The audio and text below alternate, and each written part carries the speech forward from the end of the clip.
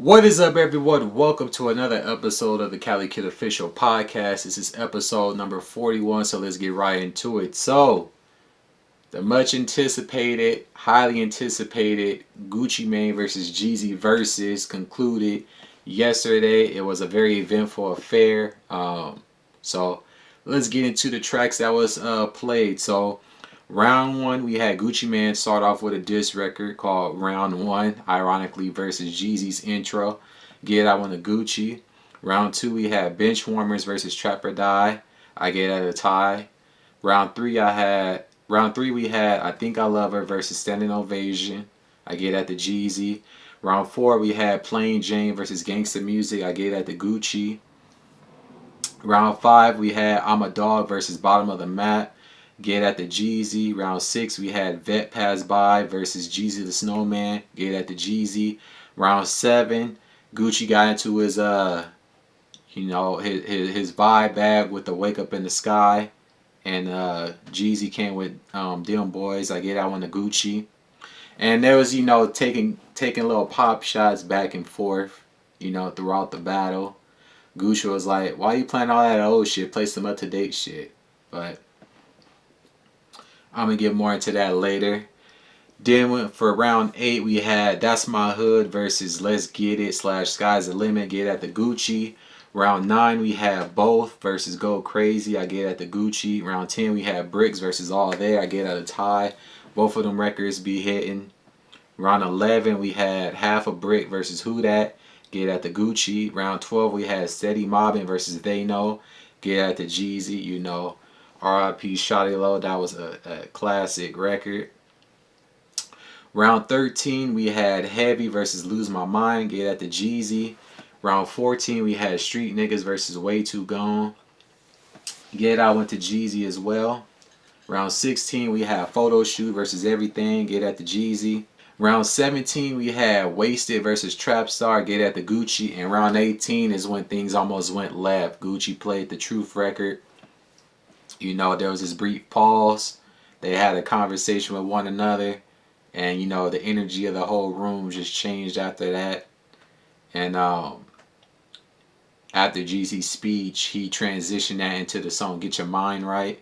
But I still get that around the Gucci, even though that was a nice flip with what he did. Round 19, Gucci came with 745 versus Put On. I Get At the Jeezy. And then round 20, we had Trap versus I Ain't Seen It All, and I Get At the Jeezy. So we had some bonus rounds. They played some additional records.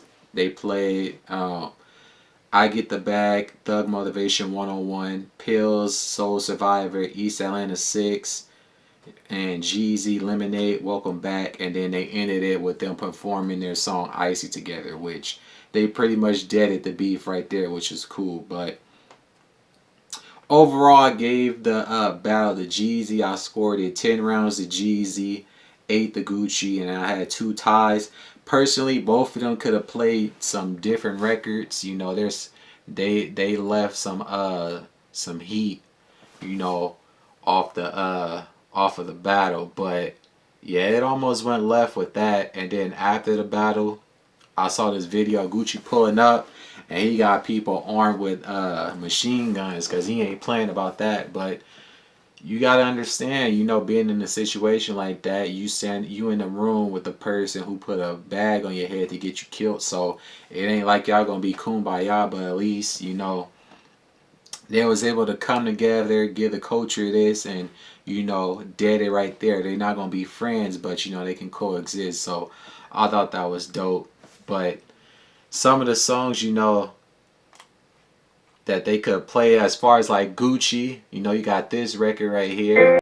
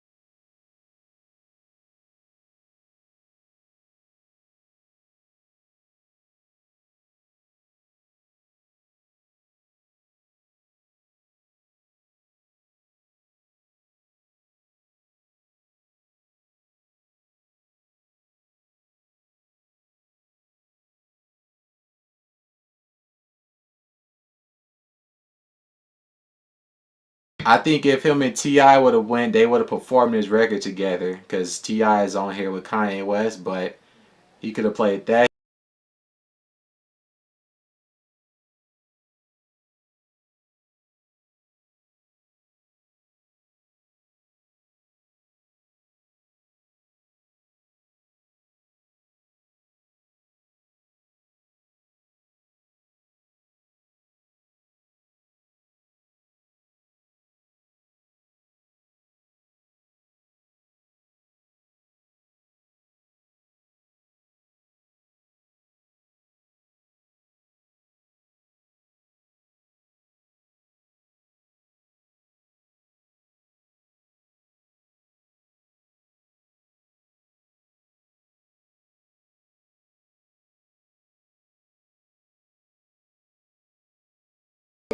They both left some records on the table, but it was a dope battle, and it was cool to see them come together and pretty much squash everything.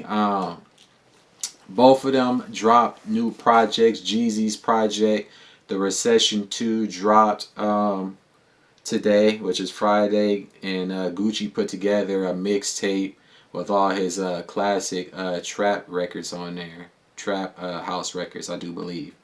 But yeah, that was cool. That was cool. The comment section was funny. I did a reaction to the whole battle. You can check that out on my channel. But moving on from that, I wanted to get into what was taking place in Texas. A lot of unfortunate situations. The rapper Mo3, he got killed. It was a situation where it looking like he was possibly set up. He was chased out into the freeway and got hit there. And then Boosie went to go see him because that was his artist, and Boosie ended up getting shot in the leg. He doing better now, but it's crazy. And then you had Benny the Butcher. He got shot and robbed in Houston. So it's a lot going on out there. Hopefully people can put that shit to the side. I know Jay Prince is out there. Maybe he can put in a call and quell, what's going on in Texas. Because situations like that don't need to be happening with everything going on in the world right now. But moving on from that, Lil Wayne is in the news. He's facing federal weapons charges based off of a case back in December. I guess during some type of plane search, they found weapons. So if it says if convicted, he faces 10 years. So these is like similar charges to when he had to go to Rikers Island, I do believe. So it says he received federal weapons charges in connection with a December 2019 plane search in Florida. Per report, the charge on Tuesday has charged him with one count of possession of a firearm and ammunition by a convicted felon. If convicted, the sentence could be as high as 10 years. A court appearance is slated for December. With the plane search, which occurred ahead of its final stop in California, Miami-Dade police were acting on what the Miami Herald said at the time was a tip about weapons and marijuana. So somebody told, probably the pilots or somebody within the crew. Federal agents were alerted in order to secure a search warrant to give the private plane a look at Miami Opa-locka Executive Airport. In a statement to Complex on Tuesday, Weezy's attorney, Howard Shrebnick, explained that his client had been charged for possessing a gold-plated handgun in his luggage while traveling on the plane. He highlighted the fact that there's no allegation that he's a dangerous person. The charge is because he was convicted of a felony in the past. He's prohibited from possessing a firearm. Yeah, so you wasn't moving smart. So whoever was riding with you, they gonna probably have to take the fall for it because you gotta protect the bag. But if they found it on him, then it ain't really too much he can do. So,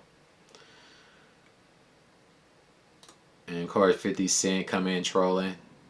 He basically said, "Hurry up and get Trump on the case." But yeah, that's crazy. So hopefully, things work out for him. We don't need nobody being locked up. We do not need that. But Moving on for that into sports, so we've had several trades take place within the NBA. The Lakers traded for Dennis Schroder. They traded Danny Green and a first round pick for him. He's going to be a nice guard piece for the team. He can facilitate um, and navigate his own offense. So he's going to be an asset to the team. The Lakers have been busy. They're looking to go after some other players, but this is the first one to fall. Chris Paul has been traded to the Suns. OKC traded Chris Paul and Abdel Nader for Kelly Oubre, Ricky Rubio, Ty Jerome, Jalen LeQuay, and a 2022 first round pick. From what I've understood, Kelly Oubre was traded to the Warriors due to Klay Thompson coming down with that injury. So it's going to be a lot of moving pieces, especially with the season picking back up at the end of December.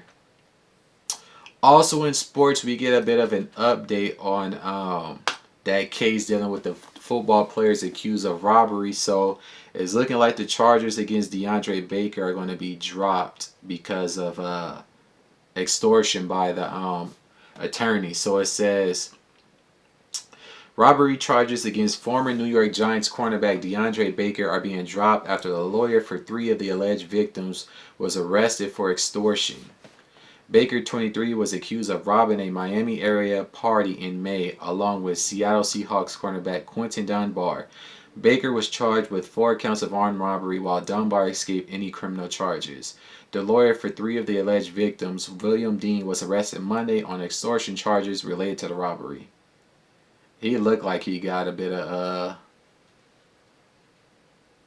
hate in his heart. He looked crazy in this picture.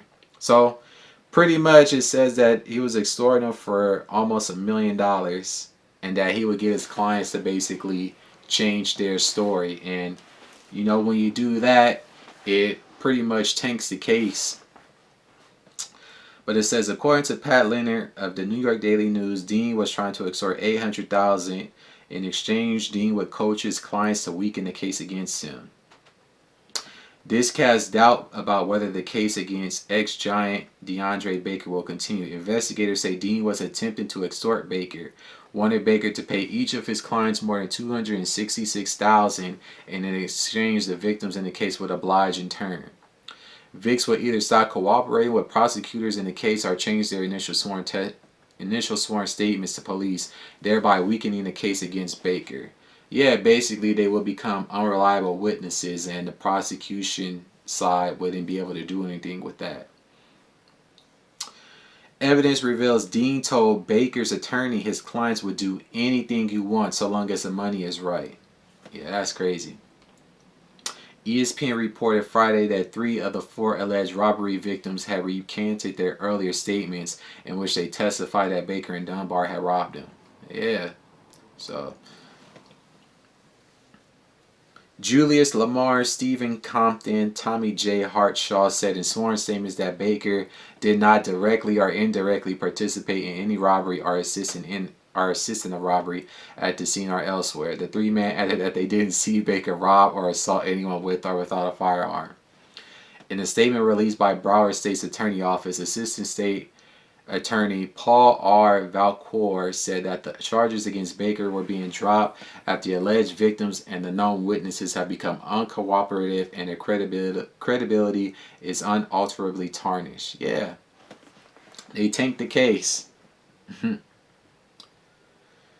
The alleged and probably non-existent robbery happened at a party. Yeah, it was supposed to be over a card game. So, well, things worked out for him. He's going to get his career back.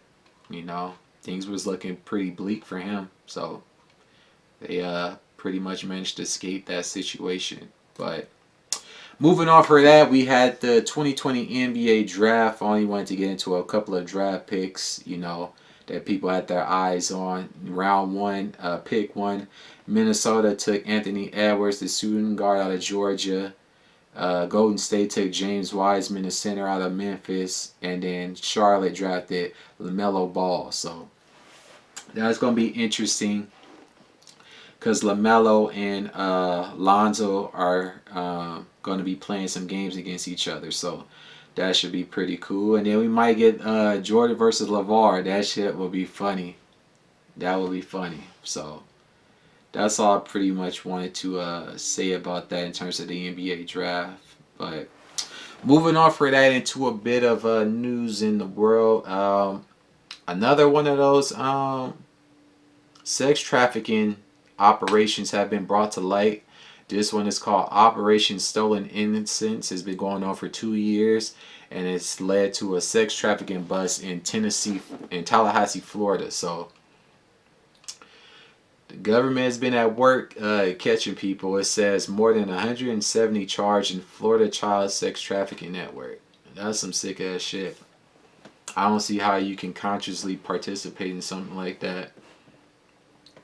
It says a 2-year investigation by the Tallahassee Police Department into the horrific sexual exploitation of a teenage girl netted a staggering amount of arrests, with more than 170 people charged over recent months. On Tuesday, Tallahassee Police Chief Lawrence Ravel and state and federal officials announced results of Operation Stolen Innocence, a highly secretive investigation into the commercial sex trafficking of the girl, who was 13 and 14 when the alleged offenses occurred. The investigation, which police officials declined to acknowledge for months. Yeah, they had to keep it under wraps because a lot of times these networks and stuff be having people, you know, in certain places to tip them off, and that's how they're able to get away with things so long. That's similar situation with the Epstein. You know, he knew people in certain positions, and they pretty much looked the other way until they couldn't no more. But it says more than 100 were charged with felonies. Yeah, this whole situation is crazy. If you guys want to check it out, you can find it on Yahoo News, or just type in Operation Stolen Innocence and it'll give you a breakdown of everything, because it's a pretty lengthy article and I didn't want to read through all of it. But yeah, they found people in Ohio, Georgia, Florida. So I'm pretty sure some more of these operations going on, and you know, as time passes on, there's going to be more of these possibly popping up. But that's going to pretty much do it for this week's podcast. I appreciate you all for tuning in. Before you guys go, make sure you guys check out my latest record. It's called Spanish Talk. It's a Spanish EDM record. Give it a listen. It's on my YouTube channel. Also, make sure you guys like and subscribe to this video if you're watching on YouTube. If you're listening on Anchor, Spotify, and everywhere else, I also appreciate you all for tuning in. And until the next one, peace.